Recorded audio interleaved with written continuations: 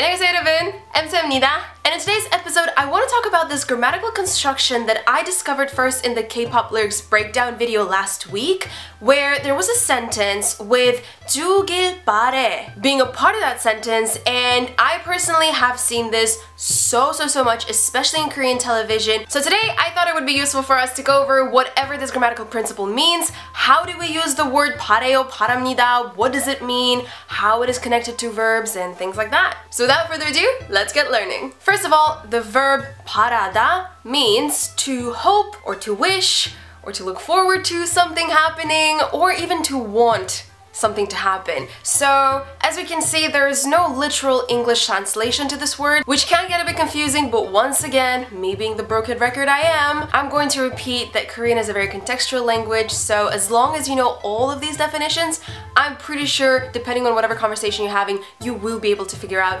what the person you're talking to is saying. So, the verb parada can actually be used on its own without any additional little things added to it. We can make a very simple sentence with it, for example, 행복을 바랍니다, which generally would mean I wish you happiness. However, it is one of those stock phrases that you don't really use in natural day-to-day speech. It is more of a word that would appear in a formal presentation or maybe on a greeting card, just not a day-to-day type of sentence. The way parada is actually used in everyday conversation is together with other verbs, where we're trying to indicate that we wish or we hope for some kind of action to happen. So if we want to create a sentence where we wish or we hope something will happen, we need a verb. We need an action for us to want to happen, right?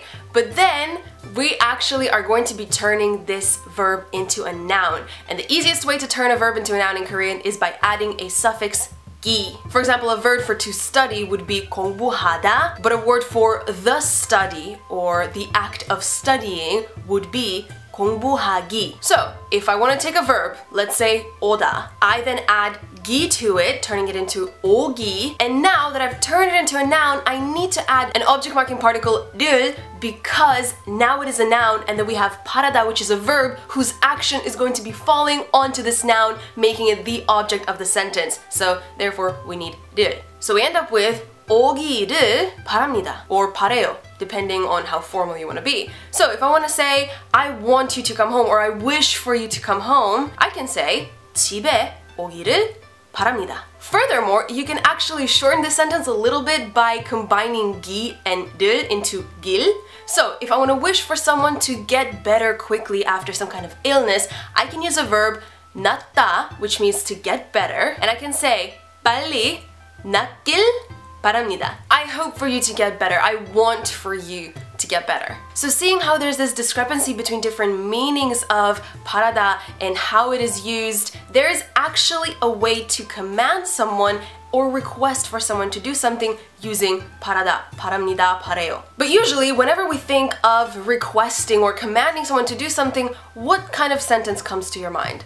For me, I automatically think of 주세요. So if I have a sentence in English, please do this task well. In Korean, I would automatically think of a sentence like 그 일을 잘 해주세요. 그 일을 잘 해주세요. However, you can make the exact same sentence using 바래요. And that sentence would be 그 일을 잘 하기를 바랍니다. 그 일을 잘 하기를 바랍니다. Or 그 일을 잘 하길 바랍니다. So if both of these sentences are technically the same, why do we need both of them? Well, correct me if I'm wrong, all of you native Korean speakers and Korean tutors, but the sentence ending in 바랍니다, I would say it is something that a boss would say to a worker. It implies the sense of authority, like I don't just hope for you to do it and I don't only want you to do it. It's kind of like I want you to do this, so this should be done. I'm looking forward to this being done. There you go. I think this is a better translation. Whereas 그 일을 잘 해주세요 is more casual, it's more natural. You don't need to have a certain authority. However, there is actually a way to turn the sentence ending in 바랍니다 into a less authoritative sentence and make it sort of similar to the sentence ending with 주세요. And the way we do it is by actually adding the word 주다 to the verb that we're turning into a noun. So, going back to our sentence, 그 일을 잘 해주길 바랍니다. 그 일을 잘 해주길 바랍니다. Once again, the same meaning. I wish for you to do this work well. Yet the connotation is a little bit different. The feeling that you get from it is a lot less authoritative. But we can actually take this even further and add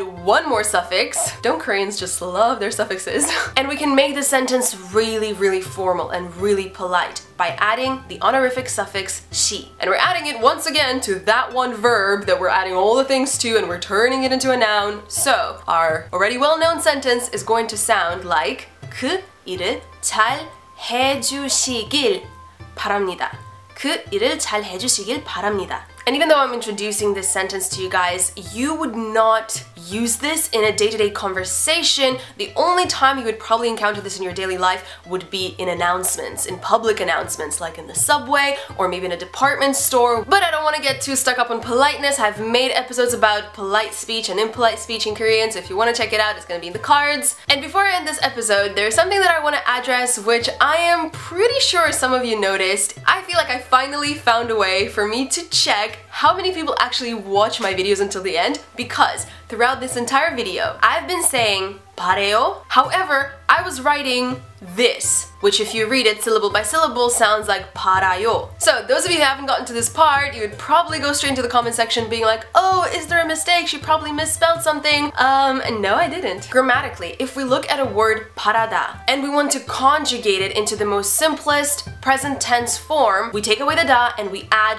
ayo. And when we add ayo to stems that are ending already on the a and the a in the stem just get combined together and it turns into parayo. So in written language, grammatically, this is how it should be spelled. However, I don't know where it came from, but for some reason, Koreans just pronounce this word as pareo. And this pronunciation is actually correct. So, we here have an example of a word which pronunciation does not match its spelling, which is actually very uncommon in Korean. So the way I think of this word is as an exception. So, whenever I write it, I am going to write it grammatically correct because I am just OCD like that. And I'm going to write it parayo. However, when I'm speaking, I am going to be pronouncing it as pareo, which is very common. And actually, because people have been pronouncing it as pareo, a lot of people have been writing it as pareo. And of course, in everyday like chit chat on our phones, it's okay to write it like this. But if I ever am put in a situation where I need to write something formal or semi-formal to someone, of course I'm going to be trying to be as grammatically correct as possible, so I'm going to be writing it like this. But I'm going to be saying it pareo. So hopefully this cleared any confusion. And with that said, this is the end of today's episode. Hopefully it was educational and useful for you and you managed to learn something without getting bored to death. Let me know if there are any other Korean grammatical principles or interesting things you want to know. I will for sure make videos about those. And if you like this video, the best way to show that would be through the thumbs up button. And if you want to see more of these Korean learning videos from me, do subscribe to my channel. You all know how to do that. The red button is, you know where the red button is. And with that said, I hope you're all having a wonderful week and I will see you all later this week. Bye! 안녕!